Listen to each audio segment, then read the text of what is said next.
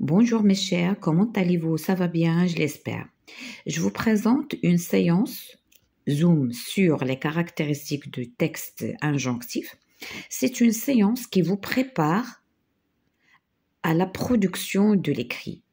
C'est-à-dire, c'est une préparation pour être capable à rédiger, à produire un texte injonctif.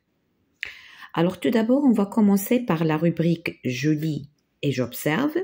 De quoi parlent ces deux extraits?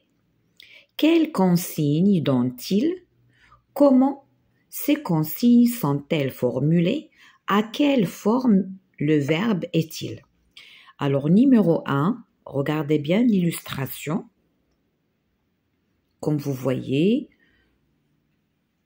ordinateur, connexion, l'Internet, bureau. D'accord? Deuxième chose, regardez là aussi. Alors, réfléchis avant de publier. Sur Internet, tout le monde peut voir ce que tu mets en ligne. Infos, photos, opinions. Numéro 2, respecte les autres. Tu es responsable de ce que tu publies en ligne. Alors, modère tes propos sur les réseaux sociaux, forums. Ne fais pas aux autres ce que tu n'aimerais pas que l'on te fasse. Alors, pour la première question, de quoi parlent ces deux extraits? Alors, comme vous voyez, les deux extraits, ils parlent de deux règles, numéro 1, numéro 2, qu'on doit adopter lorsqu'on utilise l'Internet. D'accord? Question numéro 2. Quelles consignes donne-t-il? Alors, qu'est-ce qu'il donne? De réfléchir avant de publier et de respecter les autres. Donc, ces deux consignes, il nous incite qu'il faut réfléchir avant de publier et qu'il faut respecter les autres. Troisième question, comment ces consignes sont-elles formulées? À quelle forme le verbe est-il? Alors, ces deux, ils donnent un ordre. Réfléchis, respecte. Ce sont des ordres. Donc, ces deux consignes, ou bien ces deux extraits, sous forme d'ordre. Alors, le temps qui a été utilisé, regardez, réfléchis, respecte. Là, c'est le mode impératif. Et c'est quoi le mode impératif? C'est un mode qui se conjugue à trois personnes. La deuxième personne du singulier, la première personne du pluriel, la deuxième personne du pluriel. Le mode impératif, il sert à donner un ordre, un conseil ou bien une interdiction. C'est bon? Vous allez le voir dans la conjugaison. Maintenant, je retiens. Le texte injonctif donne des consignes, des ordres ou des interdictions. Le texte injonctif se retrouve dans les consignes de sécurité. Ça, on peut le voir dans les pancartes qui sont dans les routes. Des recettes de cuisine qu'il faut suivre mot par mot, qu'on doit respecter les doses. Si, par exemple, une recette, il y a 2 œufs, alors il faut mettre 2 œufs. Il ne faut pas multiplier ou bien doubler ou bien faire moins.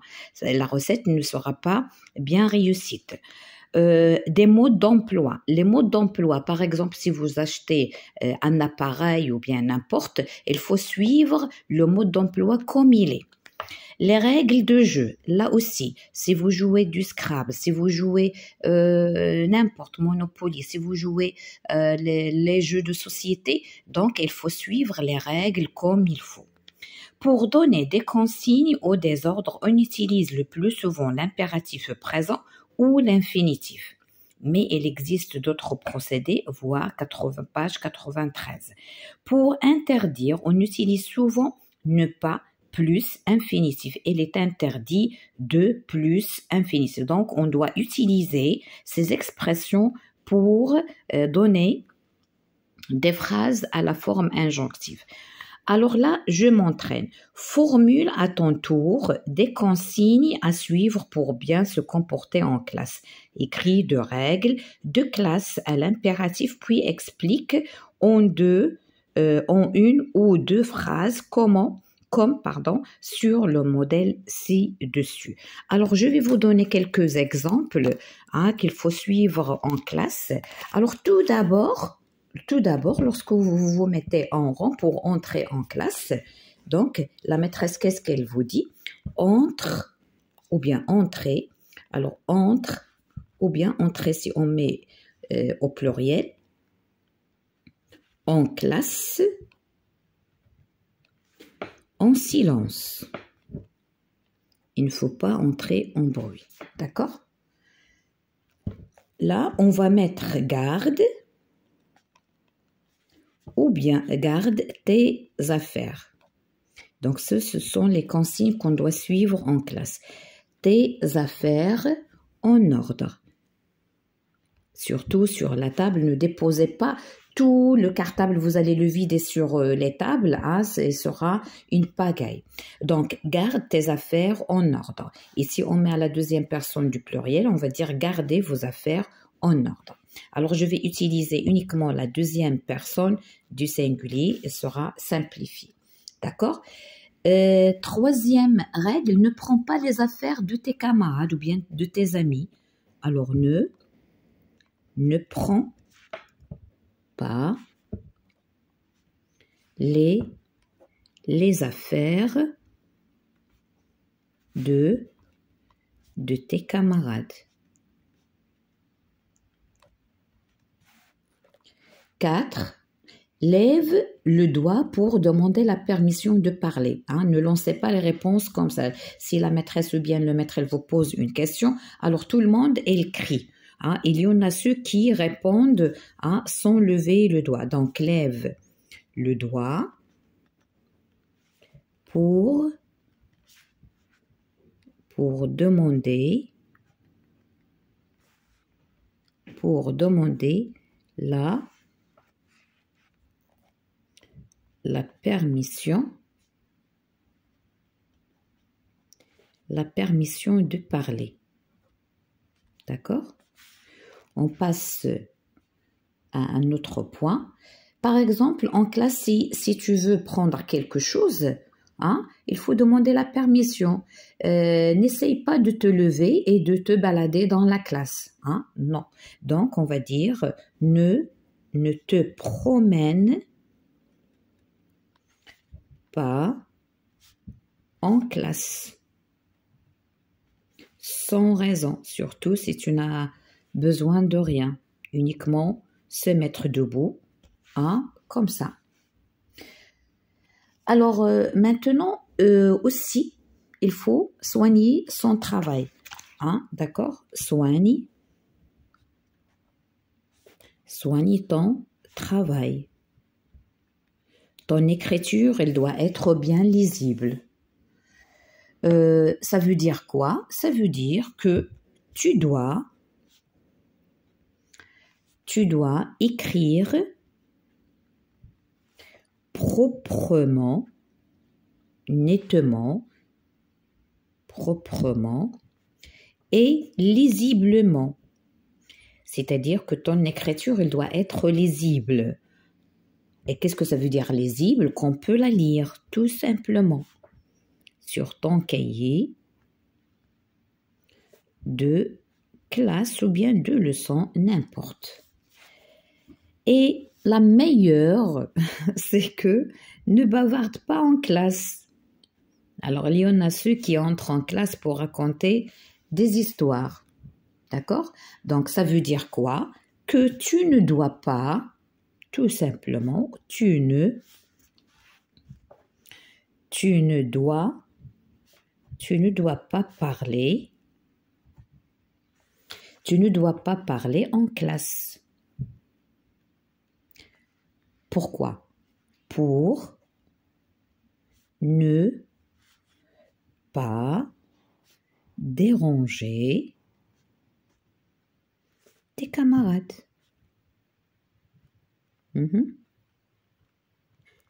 D'accord? Et surtout, s'il y a le cours, si la maîtresse elle est en train d'expliquer, il ne faut pas parler. Vous allez perturber, le bon déroulement de la leçon. Donc, pour ne pas déranger tes camarades et ne pas perturber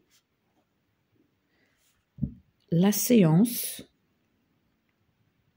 ou le bon déroulement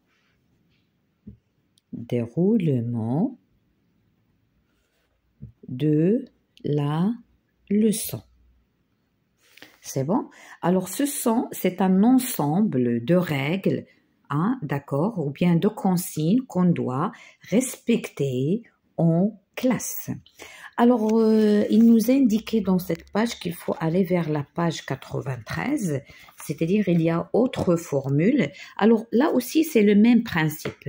L'expression des conseils et des ordres. Alors là aussi, c'est le même principe. Qu'est-ce qu'on utilise pour donner un ordre ou bien des conseils? On utilise l'impératif présent. On utilise un verbe à l'infinitif.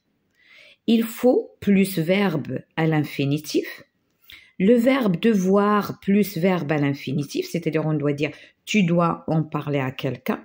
Des verbes comme conseiller, proposer, recommander plus verbe à l'infinitif. Je te conseille, par exemple ici, le verbe conseiller, je te conseille d'en parler à quelqu'un. Ça, vous l'avez dans votre manuel à la page 93, vous n'avez qu'à lire.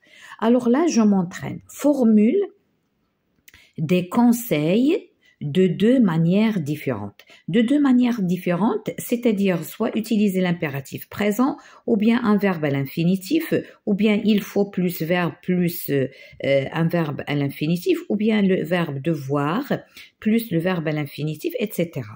Alors là, se confier à un adulte. Se confier à un adulte, on peut dire « tu dois te confier à un adulte ». Ça, c'est une utilisation. La deuxième, il faut se confier à un adulte. Pour la phrase suivante, ou bien l'expression suivante, dire ce qu'on ressent à ses parents. Tu dois dire ce que tu ressens à tes parents. Ou bien, il faut dire ce que tu ressens à tes parents et vous allez terminer la phrase. Dénoncer les harceleurs, c'est-à-dire si quelqu'un par l'internet il vous harcèle, donc il faut agir. Il faut dénoncer les harceleurs, ou bien tu dois dénoncer les harceleurs, d'accord? Donc utiliser tu dois plus le verbe à l'infinitif, ou bien il faut plus le verbe à l'infinitif. Vous avez le choix. Ne pas s'isoler. Il ne faut pas que tu t'isoles. Il ne faut pas que tu t'isoles. Ou bien l'autre expression, tu ne dois pas t'isoler. Tu ne dois pas t'isoler. Là, lorsqu'on utilise deux verbes, le deuxième se met à l'infinitif. Alors, observe ces vignettes. Que risquent ces enfants? Formule un conseil ou un ordre à respecter. Alors, regardez, on a 3 illustrations. Alors, le premier, regardez, il essaie de prendre des médicaments à partir de cette petite pharmacie qui se trouve chez soi, à la maison. Donc, qu'est-ce qu'on va dire? Tu ne dois pas prendre de médicaments sans demander à un adulte. Donc, même si vous êtes malade, il faut demander à un adulte qui va vous donner la dose que le médecin vous a prescrit, d'accord? Donc là, il ne faut pas prendre les médicaments seuls. Tu ne dois pas prendre de médicaments sans demander à un adulte. Là, regardez, ça c'est la cuisinière. Là, c'est une casserole qui brûle. Regardez la vapeur sur la casserole sur la cuisinière, il dit regardez l'enfant. Là, il y a le feu. Hein, ce sont des plaques d'électricité qui émettent de la chaleur, du feu pour la cuisson. Mais regardez l'enfant, il risque de se brûler. Il ne faut pas toucher la casserole sur le feu. Je répète, il ne faut pas toucher la casserole sur le feu. Pourquoi? Parce qu'il risque d'être brûlé. D'accord? Là, regardez, ça c'est dans la chambre à coucher. Là, on a des lits superposés. Regardez l'enfant, qu'est-ce qu'il fait? Il se penche. Il risque de tomber et de se blesser, de se casser. Soit la tête, soit les jambes, soit les genoux, soit son dos. Hein, c'est trop risqué.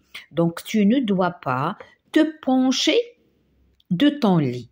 Tu ne dois pas te pencher de ton lit. Donc là, c'est trop dangereux. Alors, puisqu'on parle des conseils, des ordres, il y a la page 100. Alors, si on va vers la page, c'est pas 100, mais la page 99. Alors là, on parle des dangers, le thème, les mots du thème. Les mots du thème, les dangers et la sécurité. Alors, tout ce qu'on a parlé, il y a des mots à bien retenir, sous forme de nom, sous forme de verbe, sous forme d'adjectif. Alors pour les noms, on a un risque, un danger, un accident, la sécurité, l'insécurité, une chute, une intoxication, une coupure, une brûlure, la prévention, les secours. Pour les verbes, on peut utiliser se protéger, porter secours, secourir, porter plainte, se blesser, se couper, tomber, s'empoisonner. Pour les adjectifs, blessé, prudent, prudente, imprudent, imprudente, dangereux, dangereuse, toxique. Là, les adjectifs, parce qu'ils s'accordent. Si c'est féminin, on ajoute le E. Si c'est masculin, on laisse. Alors, je m'entraîne. Trouve les mots qui correspondent aux définitions.